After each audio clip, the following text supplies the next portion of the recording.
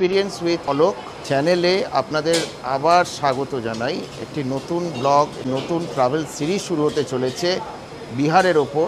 যারা পাঞ্জাবের ব্লগগুলি দেখেননি তারা অবশ্যই দেখে নেবেন। আর আশা করব আপনারা আশীর্বাদ থাকলে, আপনারা সঙ্গে থাকলে এবারে ট্রাভেল সিরিজটিও অত্যন্ত ভালো হবে।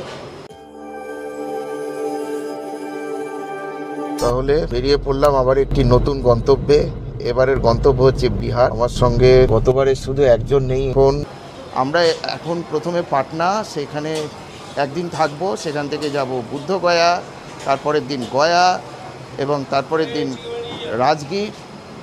রাজগীরে 3 দিন থাকবো এবং শেষে যাব ঝাড়খণ্ডের বৈদ্যনাথ ধাম, বাবাধাম।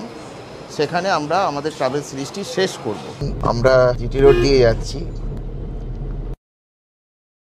এই হচ্ছে আদিনা মোড়, আর আমরা চলে যাব ডান দিকে। এই রাউন্ড ঘুরছে, আমরা চলে যাব চুচড়ো স্টেশনের দিকে। এই চুচড়ো স্টেশনের দিকে চলে যাব।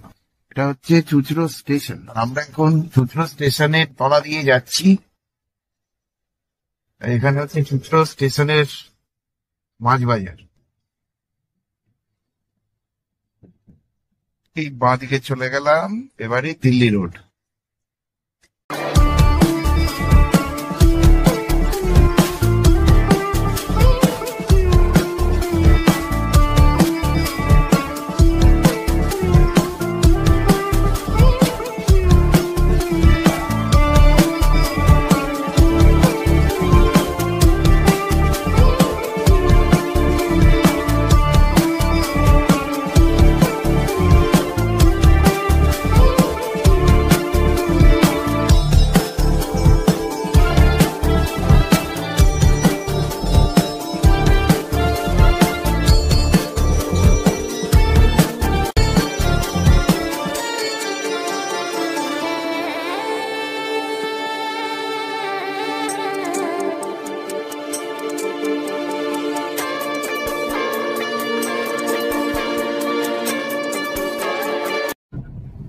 পার করছি বালি হল্ট।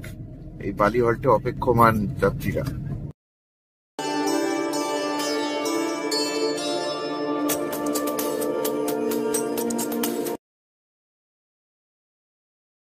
এই দূরে স্টেশন।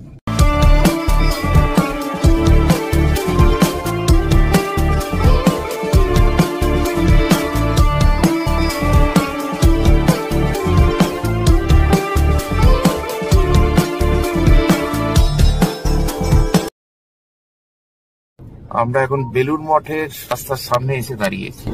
এই রাস্তা, এটা হচ্ছে বেলুড় মঠ।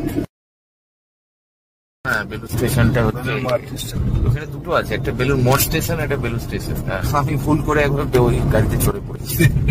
চড়ে দেখছি কেউ নেই, টিকিটও নেই।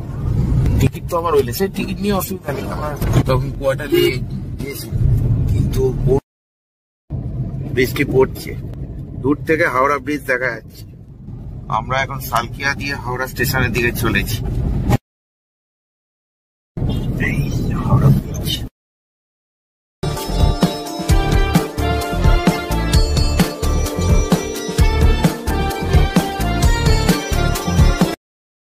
এইদিকে গেলে হচ্ছে কলকাতার দিক, বড় বাজার, এটা কলকাতা। আমরা কিন্তু হাওড়াতে, মানে আমরা গঙ্গা পার হলাম, হাওড়া স্টেশন ঢুকছি।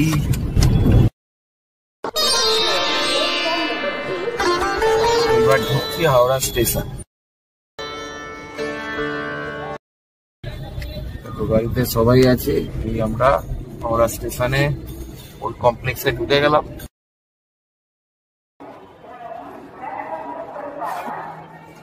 এই উঠলাম। আমাদের পড়েছে B5 এবং বার্থ নাম্বার 65, 66 থেকে আরম্ভ করে একদম 70 পর্যন্ত। এই যে আমার ছেলে, হচ্ছে শাশুড়ি। আমি এখন ফুড প্লাজা এসেছি। তো আমরা যে গাড়িতে যাচ্ছি সেখানে কোনো খাবার দেয় না। হ্যাঁ, রাজেন্দ্রনগর, মানে হাওড়া থেকে রাজেন্দ্রনগর এই গাড়িটি 12351 যে গাড়িতে আমরা যাচ্ছি, সেখানে কোনো খাবার দেয় না। সেই জন্য এখান থেকে অর্ডার করলাম এগ চিকেন ফ্রাইড রাইস আর চিলি চিকেন। এইটা 14 নম্বর প্ল্যাটফর্মে আছে। আমি এখন ফুড প্লাজার ভেতরেই আছি। আমাদের গাড়ি দিয়েছে 9 নম্বরে। আমি এখান থেকে খাবারটা নিয়ে যাব, ওখানে বাকিরা আছে। আপনারা তাদেরকে আগের সফরেও দেখেছেন, পাঞ্জাবেও দেখেছেন। আমার বাবা, আমার স্ত্রী অনিতা এবং আমার ছেলে আর আমার শাশুড়ি, এই আমরা 5 জন আজকে বেরিয়েছি।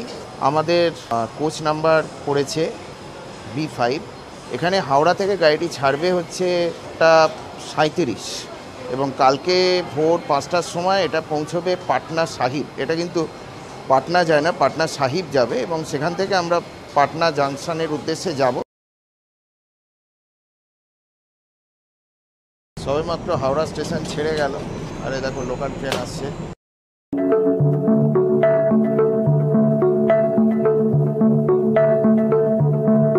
হাওড়ার পরে এখন নেক্সট স্টপেজ হবে বর্ধমান, যেটা মোটামুটি 1 ঘন্টা পরে আসবে, ওই 9:30টার দিকে আসবে। তারপরে দুর্গাপুর, তারপরে আসানসোল আস্তে আস্তে মোটামুটি 11টা হয়ে যাবে। আশা করি আসানসোল আর দেখাতে পারবো না, কারণ কালকে অনেক সকালে উঠতে হবে, 4টের মধ্যে আমাদের উঠে পড়তে হবে। তাহলে আমরাও তো আবার 5টার সময় নামতে পারবো না। ফলে যতটা দেখাতে পারবো ততটা। আশা করছি বর্ধমান স্টেশনে 5 মিনিট স্টপেজ আছে, তো বর্ধমান স্টেশনে নামতে পারি, দেখা যাক। এর আগেও বহুবার বর্ধমান দেখিয়েছি, দিনের আলোতে দেখিয়েছি, তো রাতের অন্ধকারে বর্ধমান কীরকম চেষ্টা করব বর্ধমান এবং দুর্গাপুর অ্যাটলিস্ট তোমাদেরকে দেখাতে। আর তারপরে আসানসোল হয়তো দেখাতে পারবো না, একদম কালকে সকালে গিয়ে তখন দেখা হবে।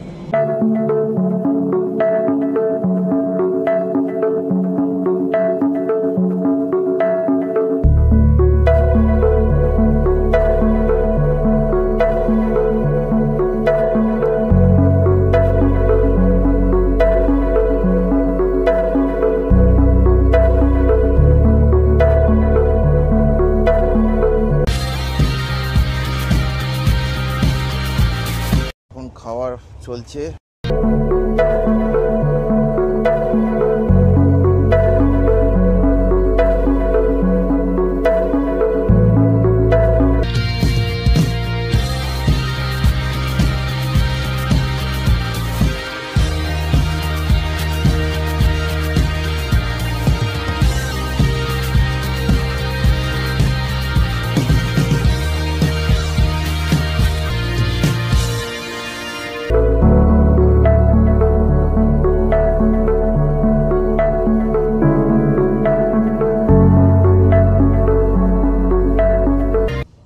এই সেই ফ্রাইড রাইস খাওয়া চলছে, মোটামুটি ভালোই।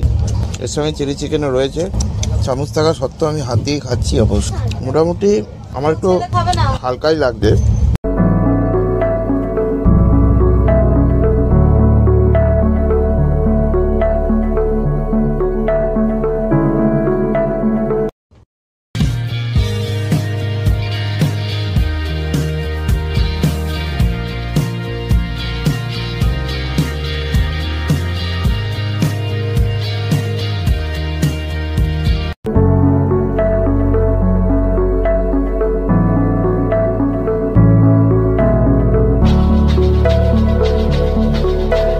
বাবাকে দাও এক পিস দাও। এই চিলি চিকেন একদম সফট আছে। আসলে আমি সাইড লোয়ারে বসে খাচ্ছি, ওই জন্য এখানে আলুর একটু প্রবলেম হচ্ছে। একটু ঝাল আছে অবশ্য।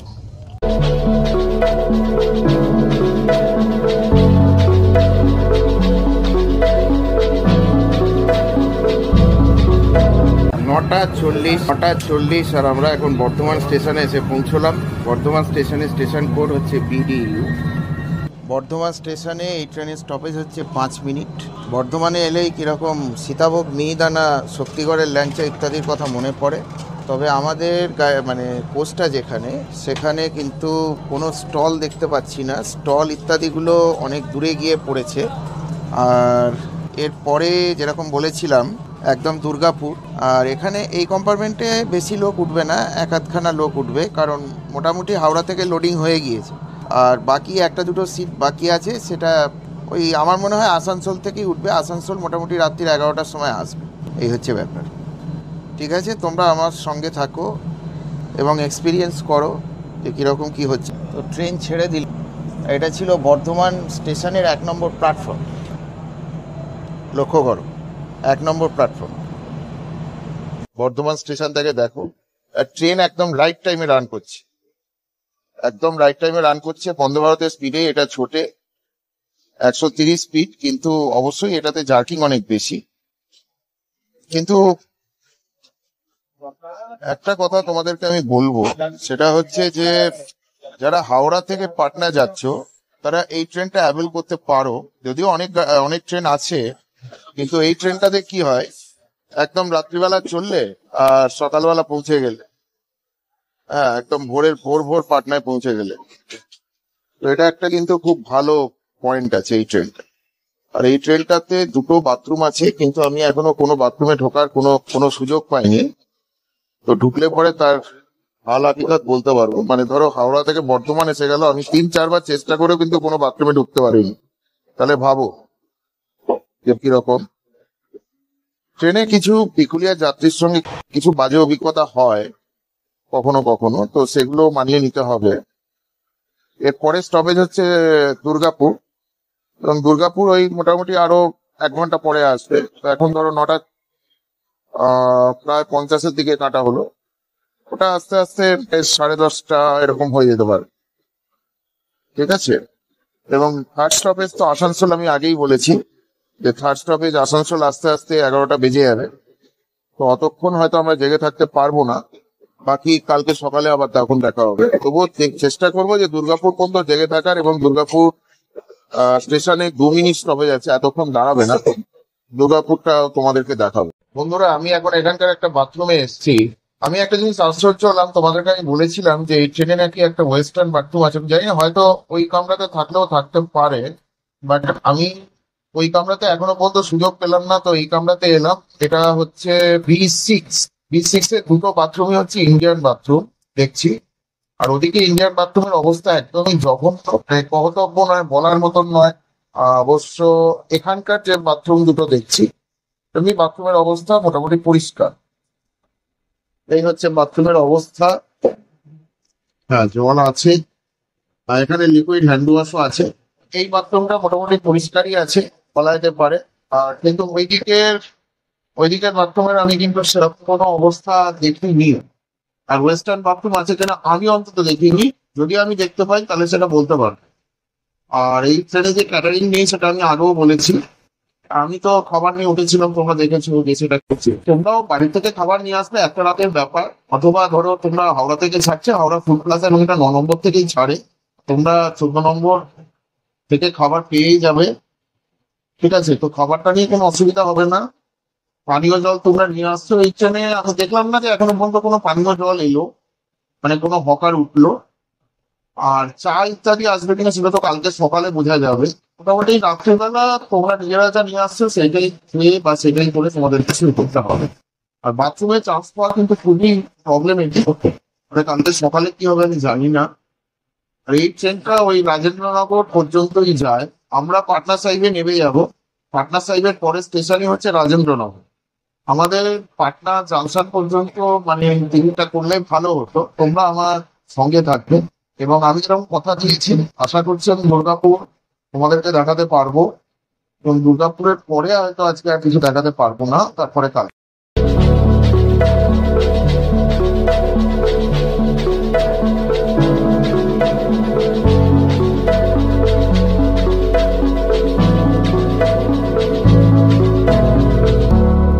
ফুড প্লাজার খাবার খুবই ভালো, কিন্তু কথা হচ্ছে আজকে আমার একটা অভিজ্ঞতা হলো, সেটা কখনোই হয়নি ব্লগ করতে গিয়ে। এখন ট্রেন ব্লগিংয়ে প্রচণ্ড মানে কড়াঙ্কর্ষি করেছে, কেন আমি জানি না। কিন্তু হাওড়াতে আমাকে একজন লেডি পুলিশ ধরেছিল যে আমি নাকি হাওড়া স্টেশনে ব্লগ করছি। যদিও আমি কোনো হাওড়া স্টেশনে ব্লগ করছিলাম না, আমি নিজের ব্লগ করছিলাম। তো যাই হোক, ট্রেন ব্লগিং যারা করো তারা কিন্তু সতর্ক থাকো, বিশেষ করে বড় বড় জাংশন স্টেশনগুলো, যেমন ধরো হাওড়া, বর্ধমান, আসানসোল, এই ধরনের স্টেশনগুলো। শিয়ালদাতে দেখিনি যে এরকম কোনো প্রবলেম হচ্ছে।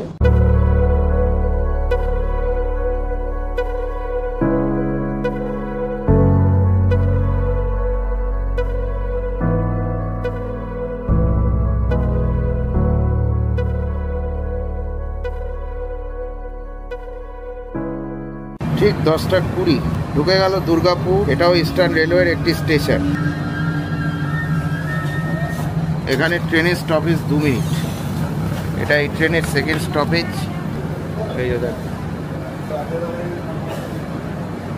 এটা হচ্ছে দুর্গাপুরের 3 নম্বর প্ল্যাটফর্মে গাড়িটা দিয়েছে। তো নামলাম, দেখাচ্ছি এটা 10টা 20, পুরো 10টা 20-তে গাড়িটা ঢুকলো। গাড়ি একদম রাইট টাইমেই যাচ্ছে। এখানে মাত্র 2 মিনিট স্টপেজ। এরপরে একদম আসানসোল ধরবে, যেটা রাত্রির 11টায় আসবে। বাকি দেখো সবাই শুয়ে পড়েছে এখন, সবাই মোটামুটি শুয়ে পড়েছে। আর আমি কারোর শোয়া অবস্থায় কারোর ভিডিও করছি না, কিন্তু কালকে সকালে কথা হবে। আমি বলেছিলাম দুর্গাপুর পর্যন্ত তোমাদের জন্য জেগে থাকবো, তোমাদের জন্য জেগেছিলাম, দুর্গাপুর দেখিয়ে দিলাম।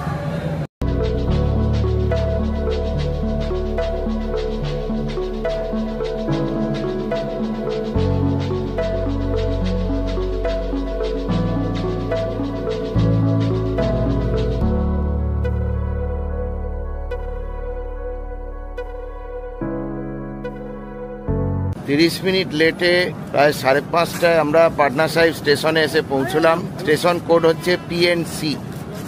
আর এই দেখো আমাদের গাড়ি।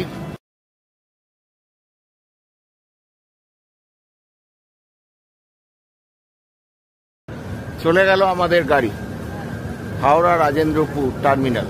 রাজেন্দ্রপুরের দিকে চলে গেল, আর আমরা পাটনা সাহিব স্টেশনে নেমে পড়ি।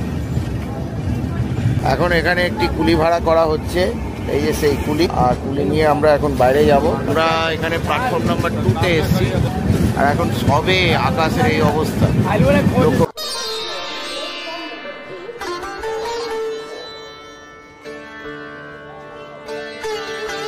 কুলি নিয়ে আমরা এখন বাইরে যাচ্ছি, পাটনা সাহিব স্টেশন। সকালবেলার দৃশ্য। আর এখানেই অটো স্ট্যান্ড, দেখো এখানে অটোগুলো রয়েছে। তো পাটনা সাহিব স্টেশন থেকে বেরিয়ে অটো পেয়ে যাবে। আর আমরা এখান থেকে এক্সিবিশন রোড যাব পাটনায়, ওখানেই হোটেল নেব। তো এখান থেকে অটো নিয়ে আমরা এখন হোটেলের পথে যাচ্ছি। আর এই অটো ভাইয়া আমাদের থেকে 200 টাকা নিচ্ছে। আমরা যাচ্ছি এখন পাটনাতে এক্সিবিশন রোডে। দেখা যাক ওখানে কোনো একটা হোটেল আশা করছি পেয়ে যেতে পারি, তো তখন কথা হবে। এখানকার রাস্তা খুবই খারাপ।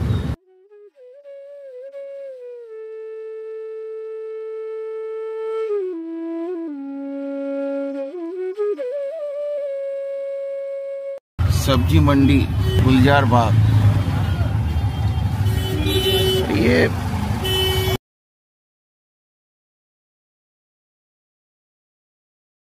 আচ্ছা, এই যে শীতলা মাতা মন্দির, এই মন্দিরে অশোক তার 99 ভাইয়ের মুন্ডপাত করে এখানে পুজো দিয়েছিল। তো এই শীতলা মাতা মন্দিরে আপনারা অবশ্যই ভিজিট করবেন। আমরা তো এখন জাস্ট এটা গুলজারগঞ্জ থেকে যাওয়ার পথে পড়বে on the way.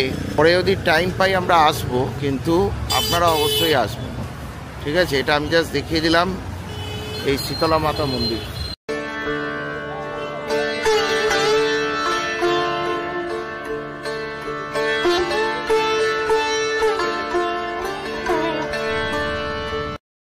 Exhibition road চলে গেল।